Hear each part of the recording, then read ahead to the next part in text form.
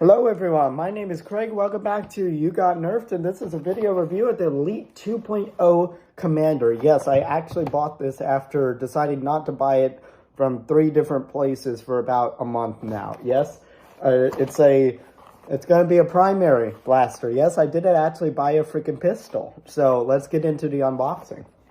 Alrighty, looking like that it's tension bands this time.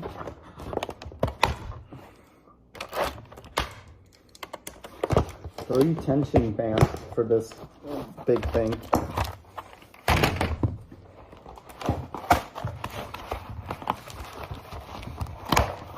They probably didn't want me to open it like that, but whatever. I'm not going to open that package yet. I'm just going to open it just like that. Included is the blaster itself and some Elite 2.0 darts. Starting out with a blaster overview, starting up at the front, this is an N-Strike barrel lug, so you can put on barrel attachments if you want to. This is going to be a little bit weird to put on a barrel too, but you totally can. I love that they have that. Up top here is an N-Strike Tactical Rail. Dig the tactics, Hasbro. Great job on that. Moving back is the priming handle. This is spring powered and cylinder fed, single fire to prime. You pull that back and you're ready to fire once. Yeah, the priming weight is surprisingly pretty strong for this blaster. I completely skipped over the barrel. This is a single shot front loader, but with the capacity of 1, 2, 3, 4, 5, looks like 6 darts. Is that what it is? I think so. So you can just simply front load just like that.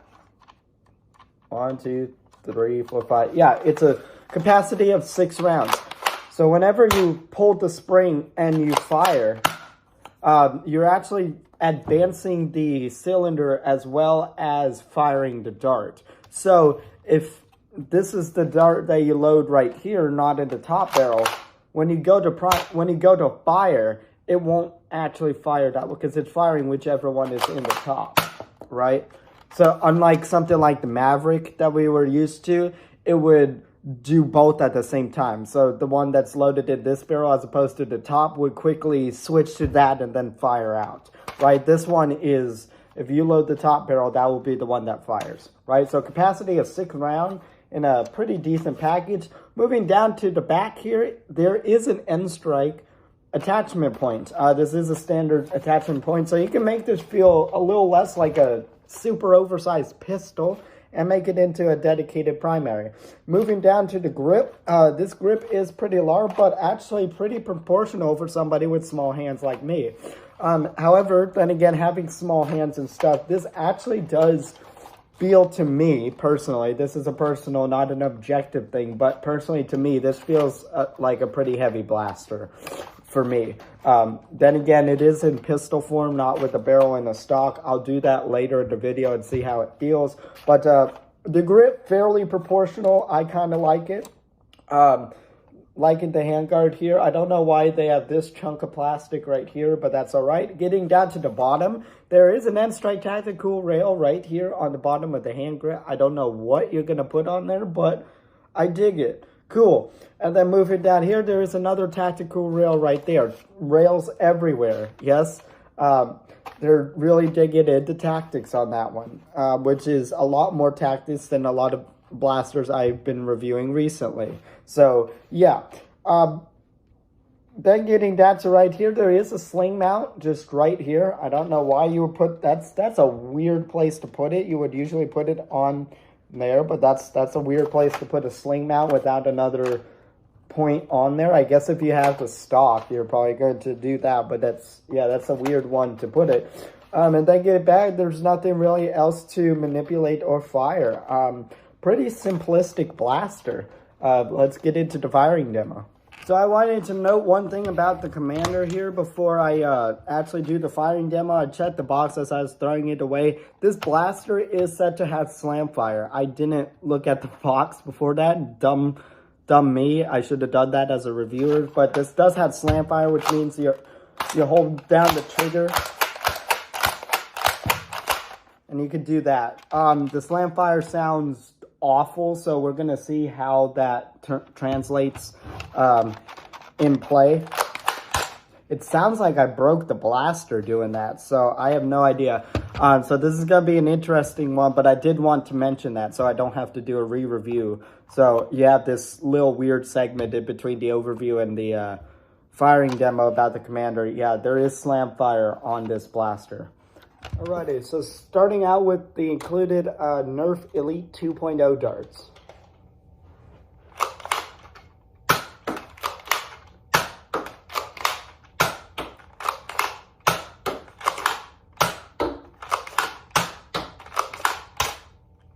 Interesting. Watch this reload. 1.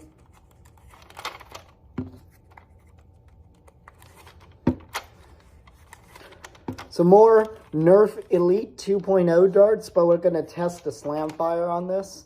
I don't use slam fire a whole lot, so I'll try to do this as smoothly as I can.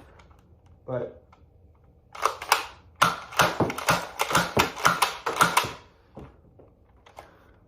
helps if you aim, but that was actually pretty decent. Now moving on to some Dart Zone Nipplehead style darts.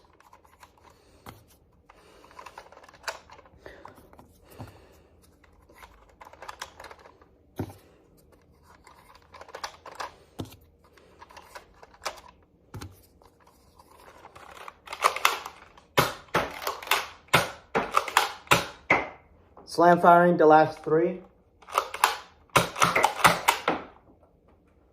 Nice. Now some white Amosting darts.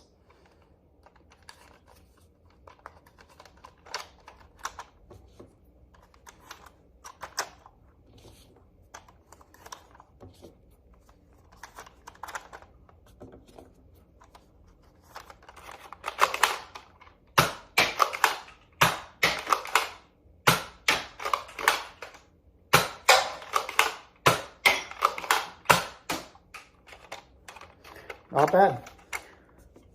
Now testing some Dart Zone darts. These are the full-length darts that I reviewed with the Flux and the Menace.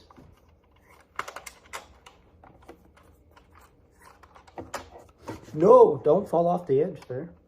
I almost fell off the edge of this T-cart table here.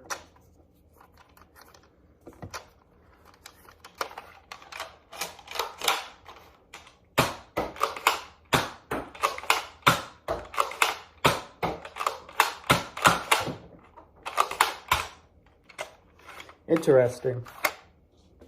Now to really see a performance difference, because I have one of each, an Amosting dart and then a Dart Zone dart.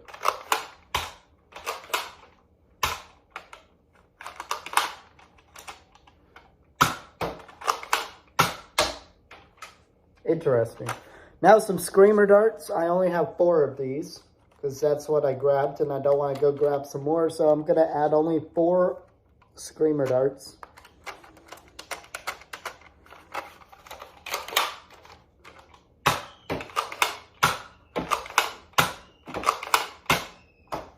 Ow. This top prime really hurts my hand. Now, for comparison's sake, lastly, we had some old orange end strike darts. I have a feeling this is not going to go too well. Wow. See, whenever I put it into the barrel, it's still clipping onto the inside in here. That's how long these darts actually are. Even though dimension-wise they look like that they fit, they actually don't.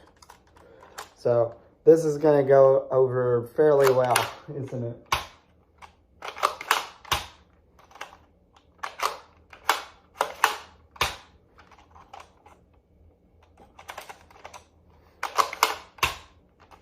Yep. Nope.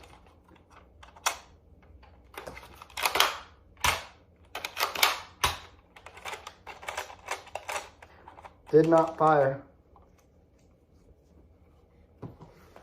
That's the blaster demo. Firing analysis and conclusion of the Elite 2.0 Commander. Fired a lot better than I thought, but I was still somewhat disappointed. It felt a little bit gritty, a little bit too gritty for what it is. the slam fire fired much better than I thought, and that is what I call modern slam fire, as opposed to something like the old N-Strike series, like the old yellow Alpha Trooper. It fired better than that. Now the Alpha Troopers, even the old N-Strike Alpha Trooper's slam fire is more consistent and a little bit more accurate than this. The Commander's slam fire actually worked fairly well. But, yeah. But the normal performance out of it was decent. I don't have a chronograph. It had decent velocity out of it. But I'm not sure if I'd rather use this over something like a Recon or an Alpha Trooper or something like that. Getting into, I guess, the dart analysis here, it fired the elite darts very, very well, actually. And I think the dart zone darts, they fired as well. The accuracy was all over the place with pretty much every one of these projectiles, but it wasn't bad with these. The dart zone darts, I was actually kind of surprised. They didn't perform as well as I did. They were more accurate and more precise than both of the other two darts, which surprised me, but they didn't have the fast and very narrow arc. They actually shot a little bit lower, right? So if this was where the barrel was, it fired out straight, maybe even up a little bit. These dart zone darts went more of a downward arc, actually, straight out of the barrel, which actually surprised me out of that. Most of the blasters that I used these darts in, which were non-dart zone darts, actually fired fairly well. So very interesting to tell with that. The Emo Sting darts also had the same issue with that, which was surprising, but the accuracy was there, and it was really, really good. It was still weird hearing that hard head hit its target. It feels like the dart's going to break every single time, but the Screamer darts also fired fairly well, which I was impressed with. And the old N-Strike darts, of course, were a non-fire because they were way too long for the blaster, but decent performance out of this. Into my own opinion, as well as summing up some of the objective stuff, this is a wicked big blaster for something, especially if you're going to run this just like this as a pistol. What I did notice when I was firing, this top priming handle becomes very uncomfortable because my hand doesn't go all the way around it. It slides into one of these two edges of pieces of plastic, and it hurts after a while firing this, right? And this isn't the most comfortable grip, and it feels heavy. Ergonomically, it doesn't feel very good, but it does work and perform as advertised, so there's really no objective reason to buy it. We're going to test the attachment. So you can put on this weird old barrel. This is the Recon barrel, so it does have a barrel attachment and a stock attachment point. This is my modified Nerf Recon stock. I basically took off the clip thingy. You could do that, and you have a wicked long barrel, although this would probably not be the barrel attachment you want to put on there, but you could put on a stock, and it's another shoulder pistol. Make it feel more like a primary worthy blaster. But I mean, if you even put that on, this is like, whoa, this is almost as big, if not bigger, than like my Recon right here. This is wobbly. I don't know if I trust this barrel lug with that. But then you can like deck it out with stuff. So it's cool that it has the customization capability to it. You could put that Recon laser on there, right? Although that'll interfere with that, but whatevs. But customizability works pretty well. So those two features are fairly well. I would have to do more testing of this N-Strike barrel point. This seems like a very, very weird thing to put a barrel lug on, and especially the Recon barrel. Yikes, right? Yikes. That's bad in proportion. But, so what are my thoughts on this? It's kind of mixed. It performs fairly well. I think it's one of the best firing of the Elite 2.0 blasters so far that I have, because, well, it's a primary. It's supposed to.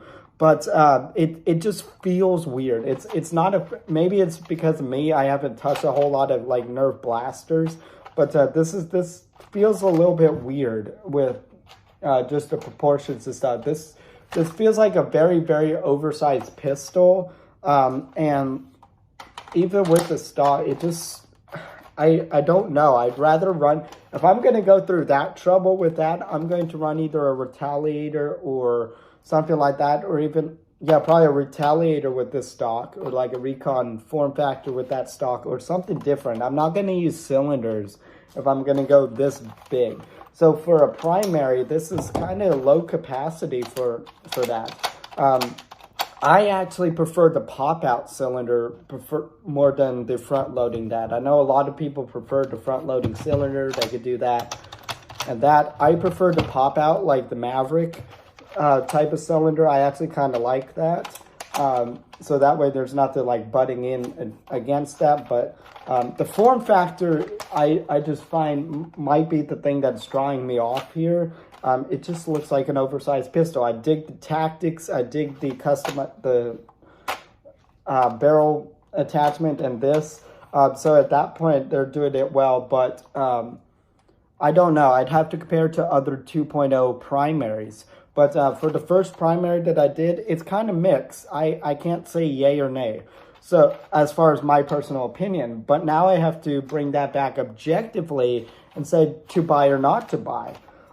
If you're looking for a 2.0 primary, for right now, I'd probably say yes, do get this. This fired a little bit better than some of the pistols. Definitely better than the Ace, maybe. Definitely better than the Trio. I hated that thing. The Volt, probably. That might be your only real competition. And then the Prospect is the other one that I have. It definitely fires better than this and has capacity of 6 instead of that. But yeah, you can't really, you probably couldn't holster this because of this, but you probably could.